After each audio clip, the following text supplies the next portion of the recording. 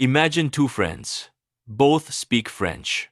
Both grew up loving the same language. But one is from Brussels and the other is from Paris. Put them in a room, and small cracks start to show. One says a number the other doesn't use. One says a word that makes the other pause and ask, "Wait, what does that mean?" This is the real story of Belgian French and France French. They are not two different languages.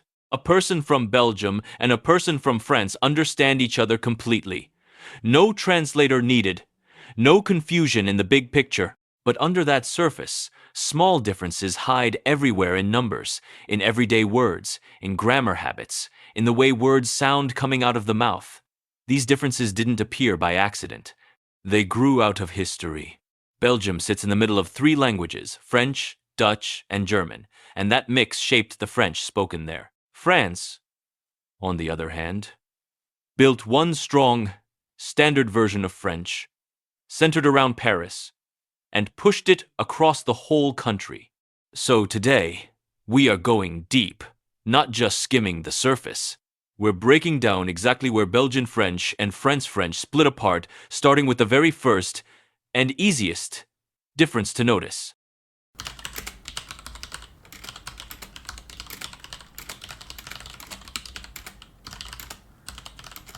1. Is the fastest way to spot a Belgian speaker. Let's start with the difference you'll notice first, even before you know anything else about French.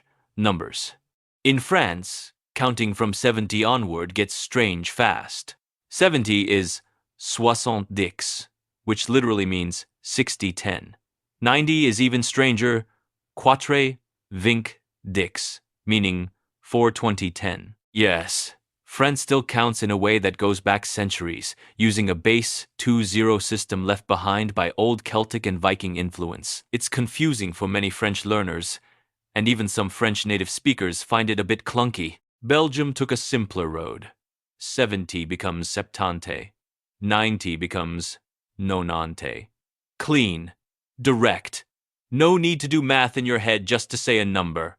If you're learning French, and you land in Belgium first, counting will honestly feel much easier. Now here's something people often get wrong. Many think Belgium changed all the 20-based numbers. That's false. 80 stays exactly the same in both countries. 4-20. So don't mix up Belgian French with Swiss French, where 80 becomes 80. Belgium never touched that one. Only 70 and 90 changed. Why does this matter beyond trivia? Because it shows something bigger. Belgium simplified where it made sense, but stayed connected to the core French system everywhere else. It's not a rebellion against French. It's a small, practical shortcut. And here's the hook that hits hardest. If you ever want to instantly guess if someone speaking French is Belgian or French, just ask them to count from 60 to 100. Nothing gives it away faster. 2. Vocabulary. Same language. Different words for daily life. Numbers are just the beginning. The moment you step into daily conversation, a whole new set of differences shows up. Actual words that mean completely different things depending on which side of the border you're standing on. Take something as simple as a vegetable. In France, it's called endive. In Belgium, the exact same vegetable is called chicon. Same plant, two names, and if you use the wrong one in the wrong country, people might just stare at you blankly for a second. Or take a towel. In France, you ask for a serviette. In Belgium, you ask for an essuie. Simple, everyday object, but a completely different word. Phones tell an interesting story too. In France, a mobile phone is simply un portable. In Belgium, people still say GSM, a leftover term from the old mobile network standard that most other countries dropped years ago. Belgians kept it, and it stuck. Money customs come with their own vocabulary split. In France, a tip left at a restaurant is called pourboire. In Belgium, it's dringuel. Neither word is wrong. They're just shaped by different local habits. Even local government has its own language gap. A mayor in France is le maire. In Belgium, it's le bourgmestre, a grander, older-sounding title. The deputy mayor role follows the same pattern. France says adjoint au maire. Belgium says échevin. Some Belgian words don't even have a matching French word at all. A small rented student room is called a cot in Belgium, France, has no single word for that idea. A sudden, heavy downpour of rain gets its own special word too. Drach. France just doesn't have a word that captures that feeling the same way. Here's worth remembering. These aren't slang words used only by teenagers or specific regions. These are everyday, standard words used on the news, in shops, and in normal conversation across Belgium. 3. Grammar quirks, small shifts that carry big meaning.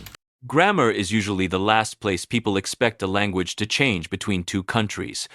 But Belgian French holds on to a couple of grammar habits that quietly do things differently.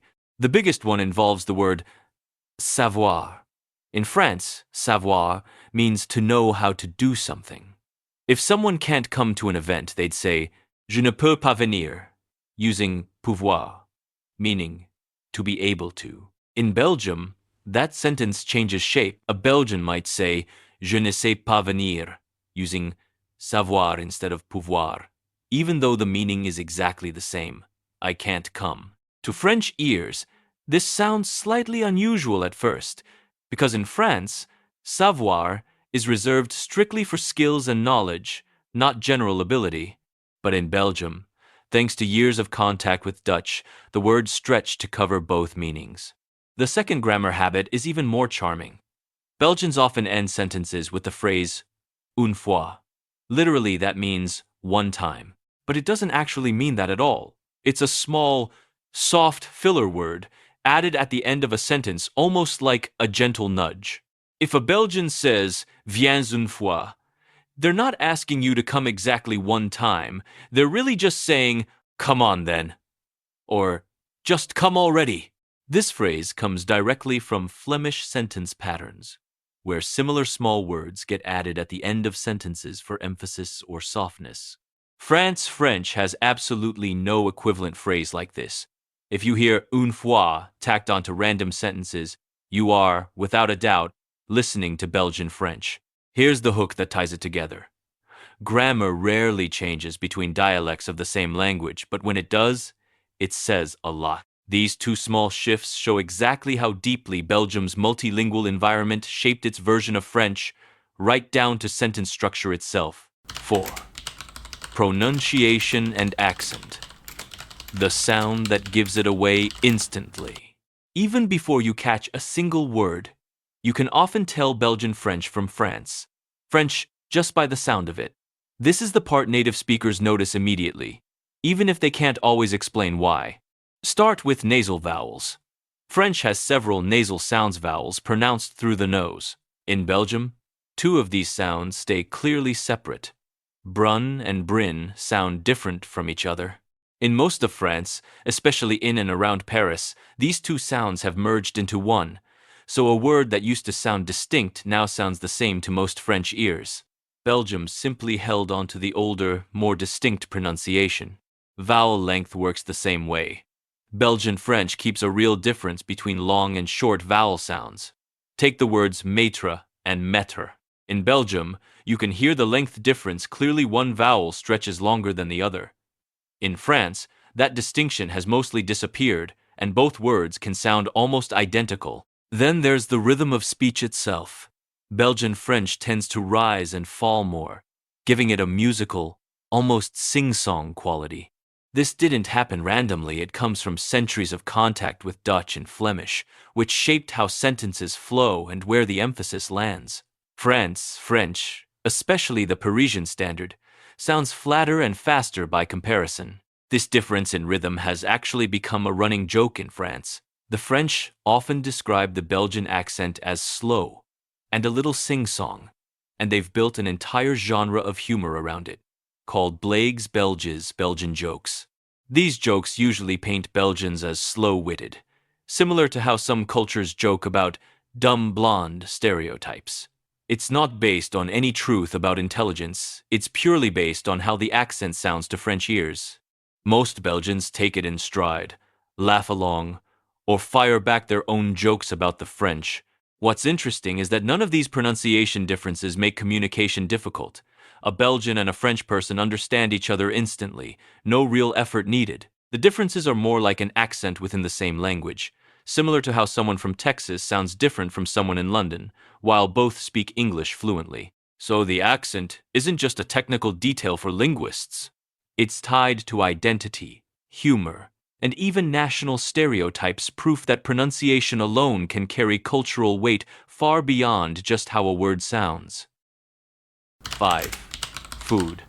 A completely different table, despite sharing a language. If accents reveal identity through sound, food reveals it through taste. And this is where Belgium and France split in a big way, despite speaking the same language. Start with fries. Belgium takes serious pride in frites, and many food historians actually credit Belgium, not France, as the true birthplace of the French fry. Traditionally, Belgian fries are fried twice, often in beef fat, giving them a crispier, richer taste than what you'll typically find in France.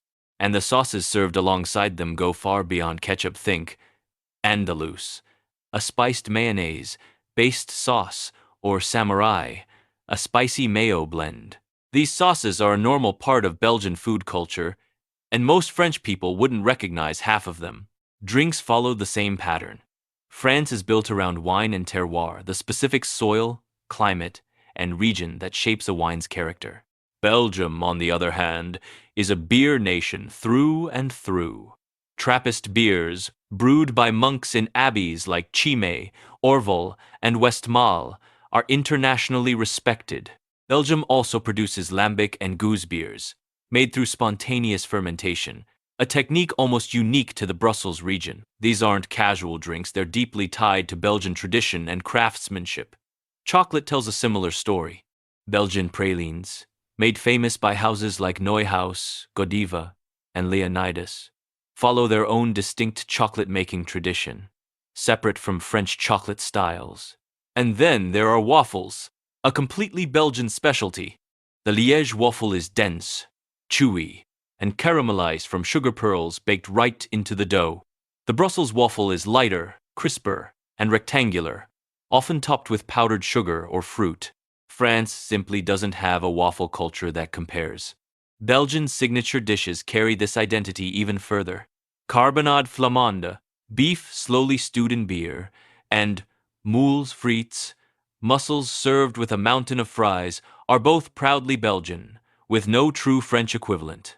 Even filet américain, a raw minced beef dish popular in Belgium, is prepared differently from France's steak tartare. Language may be shared, but the dinner table tells a very different national story. 6. Culture, comics, art, and music that shape the world. Belgium may be a small country, but its cultural output has reached a massive global audience, often without people realizing it came from Belgium at all. Start with comic strips. Tintin, one of the most recognized comic characters in the world, was created by Belgian artist Hergé. Lucky Luke, the cowboy comic beloved across Europe, is also Belgian. And the Smurfs, known in French as Schtroumpfs, began as a Belgian comic before becoming a global cartoon and movie franchise. Belgium is often credited as the true birthplace of the modern comic strip, known in French as bande dessinée.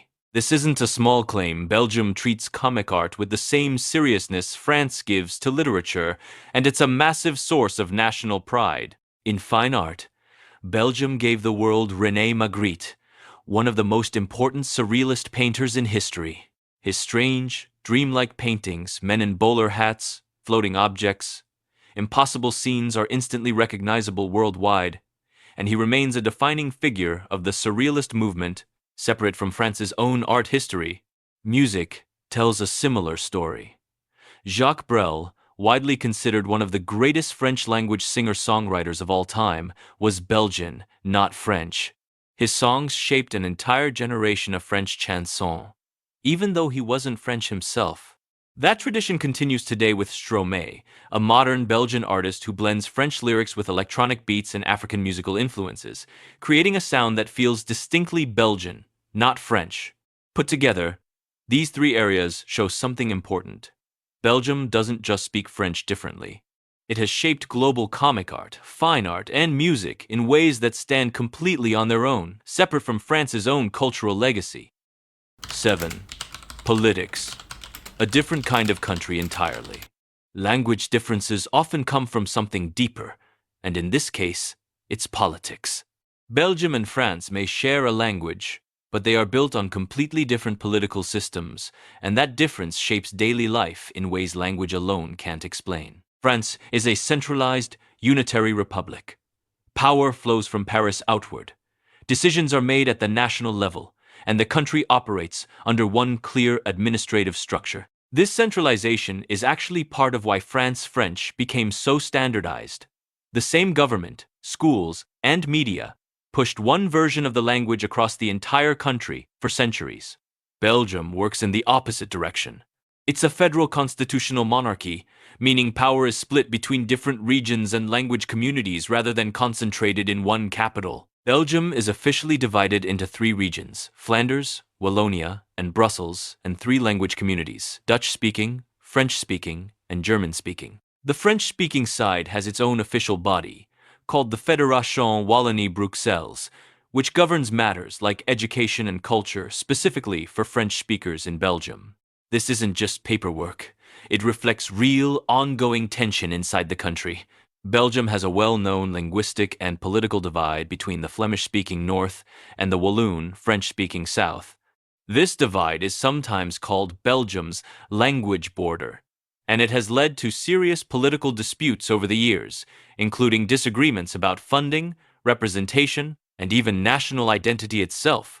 At times, this tension has made forming a national government in Belgium extremely difficult, with some periods stretching on for months without one. France has nothing comparable.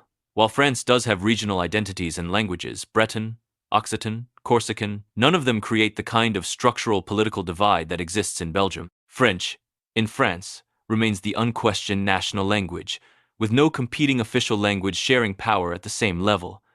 This political contrast explains something important about the language itself. Belgian French didn't evolve in a bubble. It developed inside a country, actively negotiating identity between 2 major language groups. French, by contrast, evolved inside a system built around one unified national identity from the start. 8. Folklore traditions, with no French equivalent. Beyond language, food, and politics, Belgium holds on to folklore traditions that are entirely its own, with nothing quite like them across the border in France. The most famous example is the mannequin piece, a small bronze statue in Brussels depicting a young boy. Despite its tiny size, it's one of the most visited and photographed folklore symbols in the world. Locals have been dressing it in different costumes for centuries, sometimes marking special occasions or honoring visiting dignitaries with a themed outfit. There's genuinely no equivalent symbol like this anywhere in France. It's uniquely tied to Brussels' identity and sense of humor about itself. Then there's the Carnival of Binche, a centuries-old festival recognized by UNESCO as part of humanity's cultural heritage. During the carnival, performers called Gilles dress in elaborate costumes, wear wax masks, and top their outfits with tall headdresses made of ostrich feathers. The tradition is deeply tied to the Walloon region and involves specific rituals, music, and dances passed down through generations. It's not just a parade, it's treated as a serious cultural inheritance. Belgium also holds on to its tradition of géants, giant effigies paraded through town streets during festivals. Towns like Ath are especially known for this practice, and it too has UNESCO recognition. These giant figures often represent historical or legendary characters specific to each town, and building and maintaining them is treated as a genuine community responsibility, sometimes involving entire families across generations. None of these traditions exist in France in the same form. France has its own regional folklore, but the specific combination of Flemish-influenced masks, giant effigies, and town-specific folklore characters is something Belgium developed on its own, shaped by its unique position between multiple cultures. Together, these traditions prove that Belgian identity isn't only expressed through vocabulary or accent, it lives in festivals, costumes, and stories that have survived for centuries, standing completely apart from anything found in France. Same language, two identities. By now, one thing should be clear. Belgian French and France. French are not two separate languages. A person from Brussels and a person from Paris can sit down and talk for hours without a single translation needed. But underneath that shared language, two distinct identities have quietly built themselves up over centuries. Numbers reveal a simpler, more practical approach in Belgium. Vocabulary shows how daily life, shaped by different histories, created entirely different words for the same objects. Grammar habits, like swapping savoir for pouvoir, or adding a soft une fois at the end of a sentence, reflect Belgium's deep, ongoing contact with Dutch and Flemish. Accent and rhythm carry that same influence straight into the sound of the language itself. But it doesn't stop at language. Food told us that Belgium built its own culinary identity, from fries to beer to chocolate, standing confidently apart from France's wine and terroir tradition. Culture showed us that Belgium gave the world Tintin, Magritte, and Jacques Brel, shaping global art and music far beyond its small size. Politics revealed a country built on balance and negotiation between language communities, a sharp contrast to France's centralized, unified structure. And folklore proved that Belgium's traditions, from the mannequin Piz to the Carnival of Binche, are treated as living, breathing pieces of history, unlike anything found across the border. Same tongue, same roots, but two nations that took that shared language and built completely different worlds around it. That's the real story behind Belgian French and France. French, not just an accent, but an entire identity. So now, it's your turn. If you learned something new today, or if you already knew some of these differences yourself, drop a comment and let us know which point surprised you the most. And if you want more deep dives like this one, hit subscribe, because there's a lot more of the French-speaking